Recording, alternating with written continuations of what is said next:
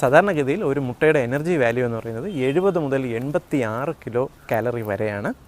ഇതിൻ്റെ പ്രത്യേകത വളരുന്ന പ്രായത്തിൽ കുട്ടികൾക്ക് നന്നായിട്ട് ഏറ്റവും നല്ലത് അവർക്ക് രാവിലെ നൽകാൻ പറ്റുന്നതാണ്. വയസ്സായവർക്ക് വളരെ ഈസിലി അസിമിലബിൾ ആയിട്ടുള്ള പ്രോട്ടീനാണ്. അതായത് എഗ്ഗ് വൈറ്റ് നമുക്ക് ഏത് പ്രായത്തിലുള്ളവർക്കും എത്ര ക്വാണ്ടിറ്റി വേണമെങ്കിലും അവർക്ക് ആരോഗ്യ പ്രശ്നങ്ങൾ ഉണ്ടാക്കാതെ തന്നെ കഴിക്കാൻ സാധിക്കും. പലരും പറയാറുണ്ട്, നമ്മുടെ എല്ലാം കുട്ടിക്കാലത്ത് പറയാറുണ്ട്, ആരോഗ്യം നന്നാവണമെങ്കിൽ എക്സസൈസ് ചെയ്ത് വന്നിട്ട് വേവിക്കാത്ത ഒരു പച്ചമുട്ട കഴിക്കണം എന്ന് പലരും പറയാറുണ്ട്. എന്നാൽ ആ ഒരു ഇൻഫർമേഷൻ തെറ്റാണ്.